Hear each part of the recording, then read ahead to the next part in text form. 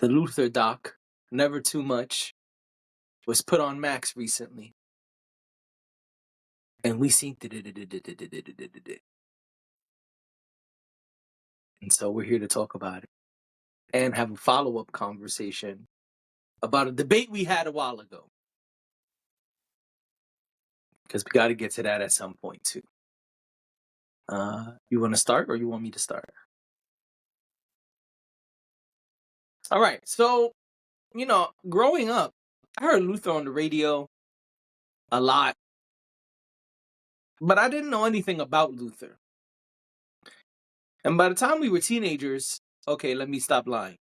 I heard about the skinny Luther, fat Luther, skinny Luther, fat Luther. I heard about that. I watched Kings of Comedy, so I know we like fat Luther. I know that. I knew that. And then Luther passed when we were teenagers. So I didn't know much about Luther's personal life. I knew his catalog, I knew definitely some of them classics. But I didn't know much about his career, his personal life. I just knew the songs I knew. And, as you get older and now streaming makes it easy to dive into people's discographies. Excuse me. I learned more of the discography. But this was a huge learning experience for me watching this doc. I didn't know most of the things in this doc. Man, Luther was great. What a smart move to start with the background singing and just kind of take off from there. And then like composing and arranging and producing for all of these people. I mean, man, everybody from David Bowie to Dionne Warwick, like it's crazy. And everybody in between. I said, wow, who knew? I didn't know Luther was this, I guess, talented and skilled is the way to say it. And then all of the jingles and stuff. I said, man, Luther was killing them. Way to do it.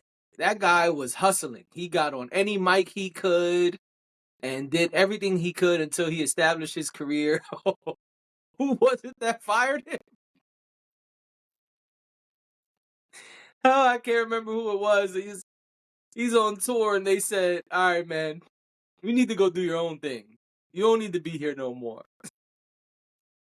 Get out. Yeah, too much. It was Dionne Warwick, no? I can't remember. All right, whatever. But anyway, it was funny. And the lady said, he likes to tell people I fired him, but I didn't. I just said, it's time. You fired him.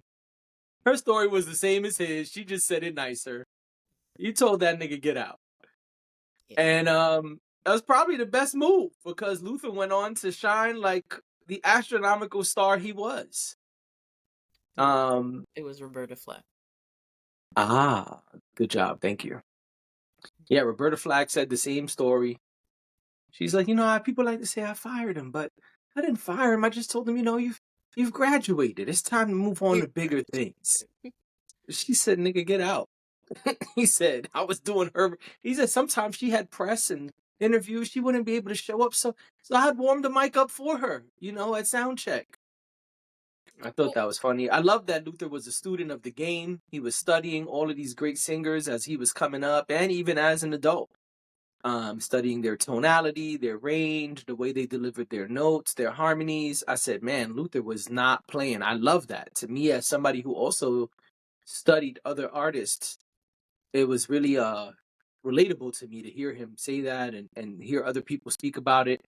I also love that he was with the same crew for mad long, for years and years. I thought that was cool.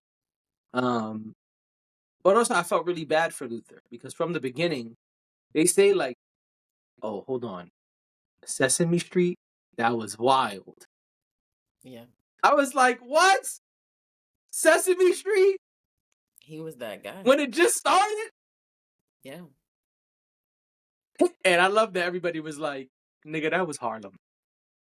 Wasn't no made up place. It was Harlem, okay? Which is actually kind of cool. Yeah, I love that. Everybody, like 4 or 5 people was like, nigga, it was Harlem. That shit wasn't no made up place. It was Harlem. Go look at Harlem. It's the exact layout of Harlem. I was like, all right, okay, I got it. Right. I Yeah, thought that was really cool. me too. Yeah, but I seen the Sesame Street thing. I said, wow, look at that.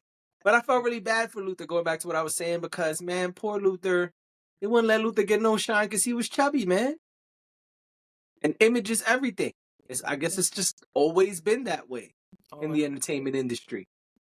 Yeah, and poor Luther couldn't get no love for a long time. And then, even when he did, he was putting Luther through the ringer about his looks, man. Poor Luther. And well, poor Luther, yes, but also I think he um learned how to use it to his advantage as he progressed in his career. Who was it? Eddie Murphy, who I made was gonna say that jokes shit he did about to Eddie him. Murphy was priceless. Because I He know that stand up. right, and then he That's Eddie Murphy Delirious 1983. yeah, and he went on stage He and said he said he heard. He told him Eddie Murphy was coming. Nigga brought out the big bucket of chicken prop and started singing the KFC slogan. but I that's mean, right. That's KFC what I'm saying. jingle. And we could talk about how people Oh, process man. trauma and how people process their pain They and their spoke about that. Yep. insecurities. But I think regardless of what the reason was, I think he took those moments and he tried to parlay them Yeah, his back people said into that. what he was doing. His people said anytime you hurt Luther's feelings, he was gonna respond with humor. He's a Right. funny guy, and he knew that, and he learned to use that to his advantage. But that shit with Eddie Murphy had me in tears. Yeah. Oh my god, I was cracking up in the crib. I had to pause it and run it back. He was I say that to say that I think that he was a really charismatic guy. He Absolutely, he knew he didn't just know how to sing, but he had a personality that he was able to sell with it. Um, absolutely. and I thought it was really cool the way he knew what he wanted. He had a goal I'm 14. and he set out to achieve that goal. In fact, he says in an interview, yeah, I told my mom that I was going to drop out of college and I And he want to said, and pursue bless her heart, music. she said, okay.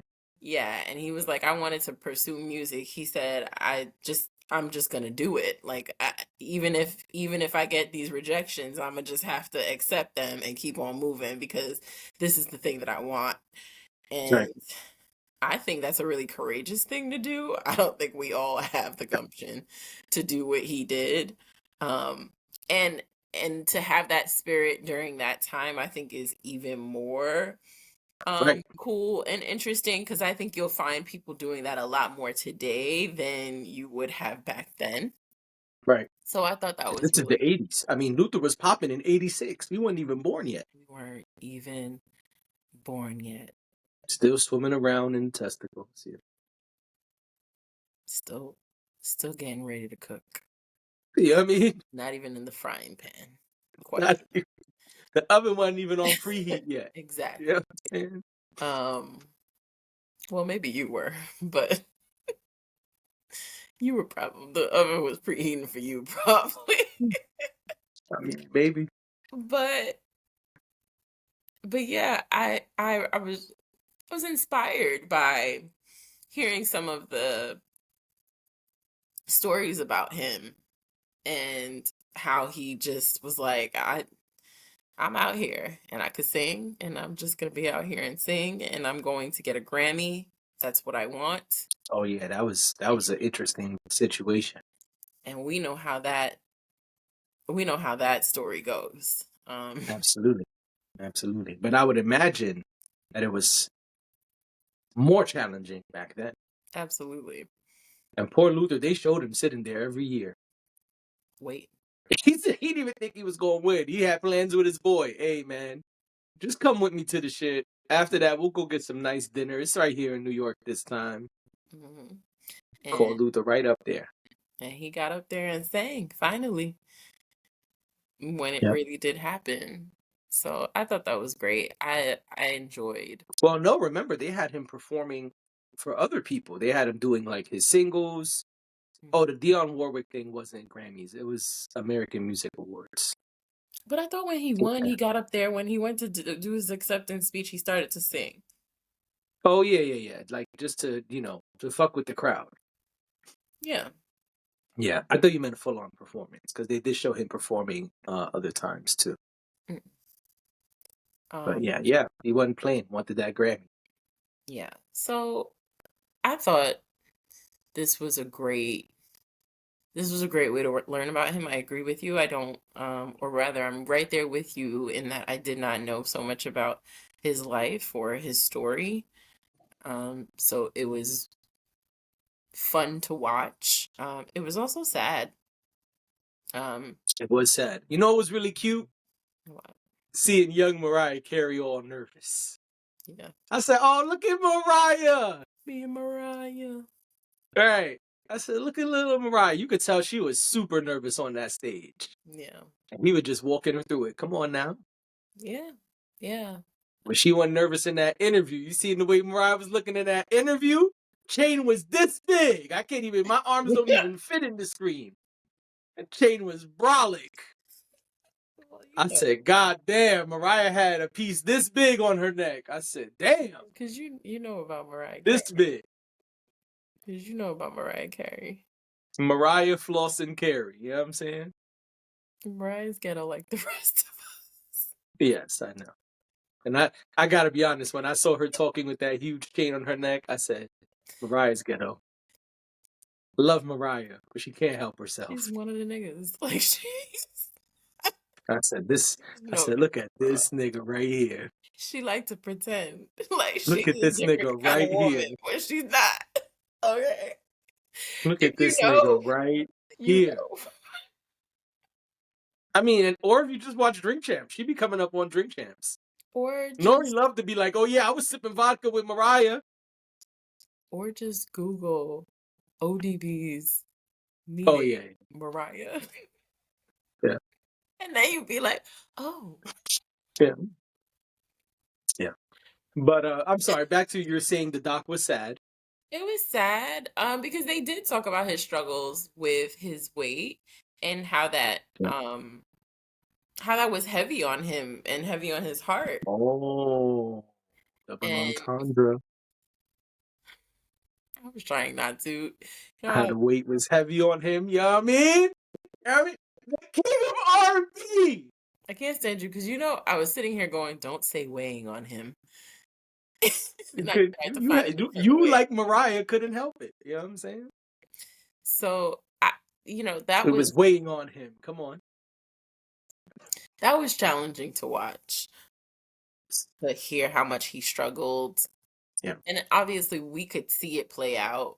Um, we didn't know exactly what he was going through emotionally or even Right. going through health wise, but we could see when his weight was fluctuating. I mean, and with any of us, if our weight And it was big fluctuated, changes. I mean, you might lose an average person might, you might fluctuate 20 pounds in the 20-pound range, but Luther was dropping a buck 20 and then gaining it back.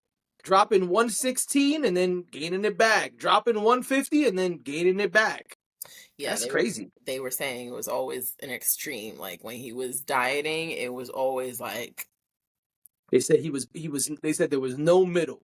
Either right, he was dieting or he was eating. There was nothing in between. right.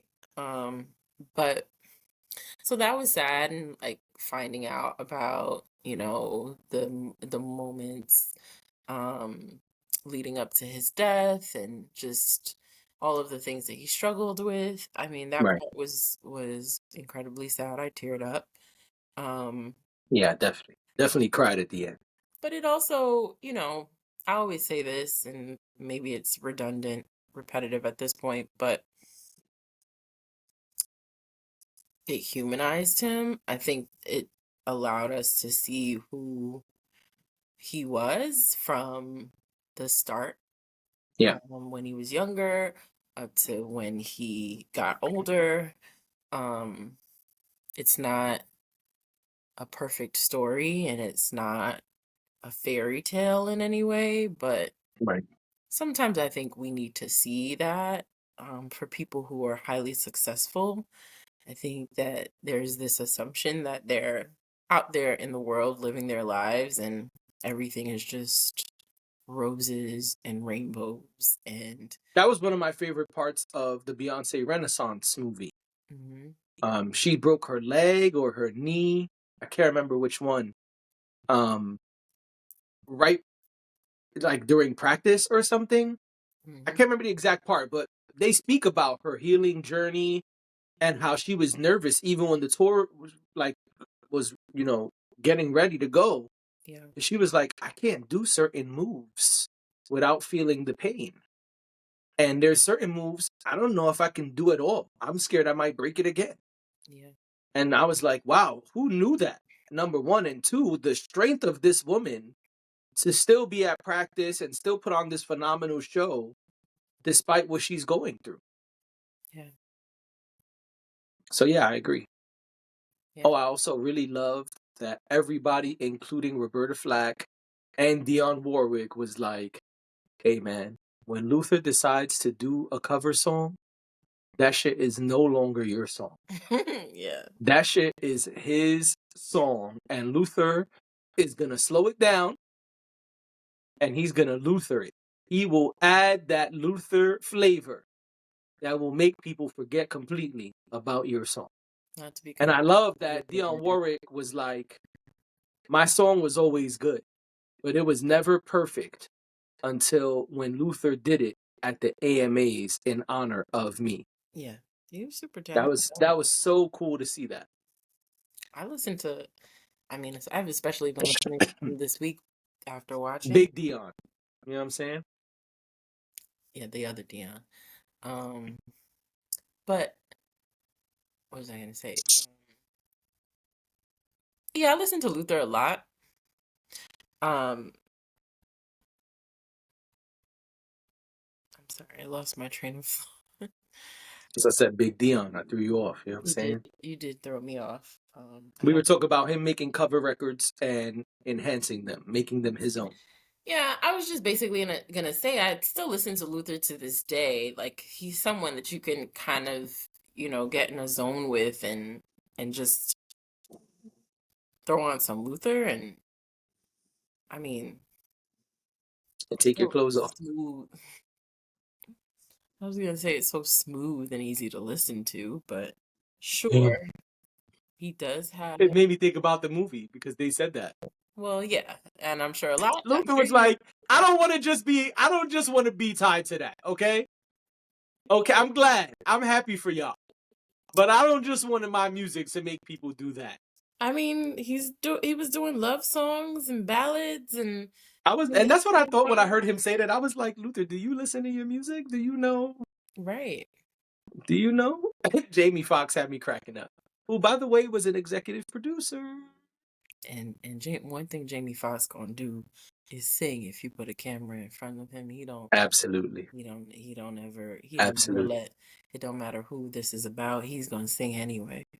And so He want to remind you, hey, I can sing. he made sure he gave us a note or two. That's right.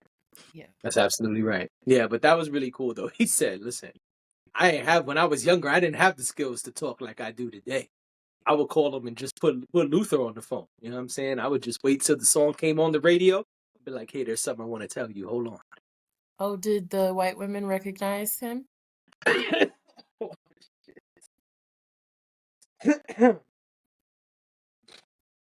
That was foul.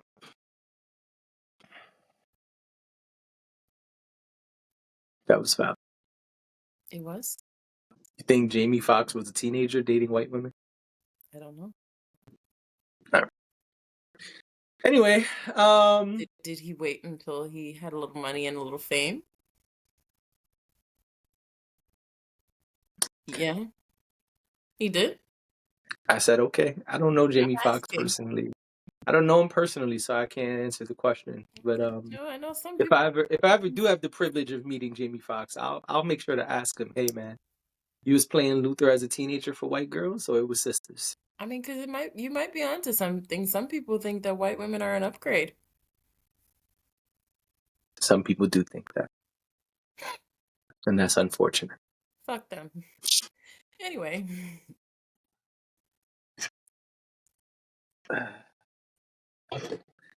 Um, the people who did that, not white women, just to be clear. I'm glad you cleared that up. But also spoke about love, Luther's love, We got love, love, talking about power, or the lack thereof, and because he love. He said that was his song. He said that's the real real. He said if you want to know how he felt about love, that was Any it. was the song, which And is his boy said it too. quite sad. It Oh, is sad. And his boy said it too. His boy was like, "Hey man, you want to know the real Luther? Listen to the lyrics of Any Love." yeah. And I'll be honest with you, I might get some flack for this. You didn't know any love? I did not know Any Love before hearing that. And I was like, man, but I listen to Luther. Why I don't know Any Love? I was kind of mad at myself. Great song. And they spoke about love. They had a whole segment about Luther's love. Did you peep that they called Luther a hoe very nicely? Everything about this was very nice. I hope when I pass, my friends say I'm a hoe very nicely too, because man, that was the nicest way I have ever heard someone be called a hoe before. They didn't say he got around town. They didn't say he was putting niggas down. They didn't say Luther was fucking all day every day before the show. All the stuff you hear other celebrities, talk about after the pass. If people was like Easy E had women around him all the time and could not stop fucking. They didn't say that about Luther. They said at one point it was very clear that Luther was searching for any love he could find. Any love at all. I said, oh, Luther was in these streets, nigga. Luther was giving it to him. Okay. He said, you saw my lips on that cover. All right. You know what these lips and mouth and voice do. Where is this going? I just thought that was the flyest way ever to say someone was what's the nice way to say it? Starts with a P. Promiscuous. I thought that was the nicest way ever to say somebody was promiscuous. So yeah, at one point it was really clear Luther was just looking for any love. Any love he could find on any night. I said, oh, okay. Message received. Now, speaking of the Luther love segment, quite some time ago, we had a debate because a Patti LaBelle clip went viral from this doc. Yeah, exactly. And Patti LaBelle was upset and put out a statement saying she was upset and she felt she was villainized. And so just to recap, she did an interview for this doc specifically, and she did not give them the rights to use it because Patti LaBelle wanted to be able to have the final edits. And CNN told her, go fly a kite. Yes. And so she said, well, then you can't use my interview. And they said, hey, that's okay. We'll Google. Because we got some shit in our back pocket that you said. Yeah. And so in the movie and the clip that went viral, it's the same thing that went viral. Mm-hmm. There's a clip of them speaking about Luther's sexuality. This is in the same segment where they talk about Luther searching for love. At one point, there is a segment in there in the middle about Luther and his sexuality. He says he doesn't want to say anything about his sexuality. It's not anybody's business. He don't like being asked those questions, and he's not going to dignify giving any response, because if he says no, that in itself gives people something to talk about, and it's an answer. People should mind their fucking business. That's what Luther said exactly. And it should be noted that the Post had published a, what you want to call it, hit piece, but they had published these rumors that were out there about Luther. Like there was this rumor that he was dead and he had died of AIDS, and Yeah. Luther was going through it in the press about his weight, about his sexuality, and yes, at one point they said Luther was dead. Yeah. He said, I was on home watching TV. I was watching church on TV, and the sermon was praying for my dead body. And I was sitting there saying, but I'm right here. I'm alive. But he Yeah. So Luther said was, he did an interview and they were like, so like people are saying you're dead, and he was like, I am. yeah. That was good. I said, okay, he had a great sense of humor. He sure did. But let's get back to the topic. Patti LaBelle is in there in a clip being asked on some show. I can't remember the name of the show. We spoke about it last time. Watch What Happens Live. Good job, co-host. And she's asked about Luther's sexuality. Was he afraid to come out the closet publicly? Is the question she's asked. And she says with no hesitation, oh yeah, he didn't want to disappoint his mom. She answers with no hesitation, and Right. she says some shit she shouldn't have said. This is a person who they don't say in the doc, but it came out later on. She was with Luther in the end. She was taking care of him when he was sick. This was his good friend. Yeah, she said that. And our debate was about that because Patti LaBelle said she was villainized in the doc, and you were batting for Patti. You said, "Hey man, we got to see more. Maybe there's more." And I said, "Hey, this is the clip that went viral. This is what we're reacting to." And you said, "Nah, fuck that. Maybe they did make Patti the villain. We got to watch the rest of the doc." And we both agreed Patti was wrong for saying what she said. Absolutely. But you said maybe there's more to it. And now we have seen that there is not more to it. Patti was not the villain of this doc. There was no villain in this doc. No. If there was, it was the press. Right. I would say the villain in this doc was the press and the music industry Mm-hmm. who put Luther through the ringer. Yeah. So I what do you say now that you've seen the whole doc about Patti talk too much LaBelle? mean, no, they didn't. They didn't villainize her. It's just that everything that I had read around that time, um, that's the way it came across to me. That was people were trying to throw her under the bus. And again, I said before, I think that what she did was wrong, but and this is not an excuse, but Patti LaBelle is an older woman who she was when you watch the Watch What Happens Live clip, and I did watch that since then.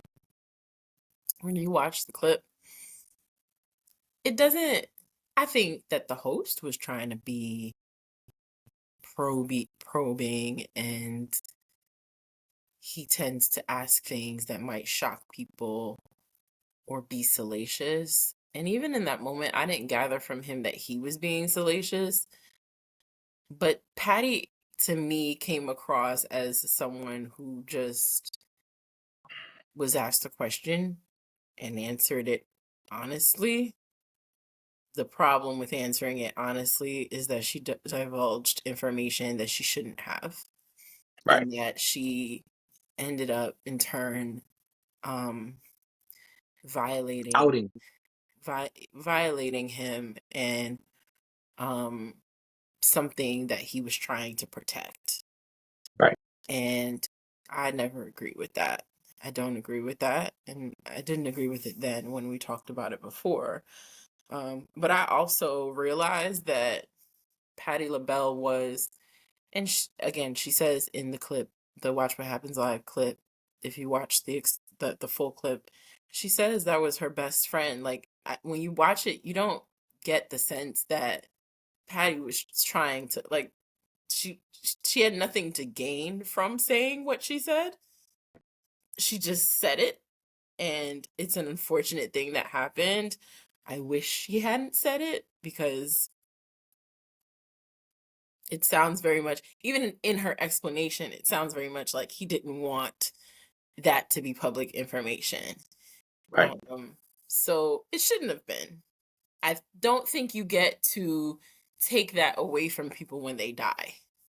I Agreed. don't think just because a person dies, you no longer have to protect their secrets. I think if you're protecting their secrets now, you should be protecting them while when they're in the grave, unless it's harmful to someone in some way. And I don't think this is something that would have harmed anyone in any way. And there's a difference between maybe a family member coming to you and asking you, hey, could you tell me a little bit more? I feel like there's things I don't know about him. Could you tell me a little bit more? I think I would be more understanding of that than like telling the public that this thing happened, or going on a television show and telling them that this happened.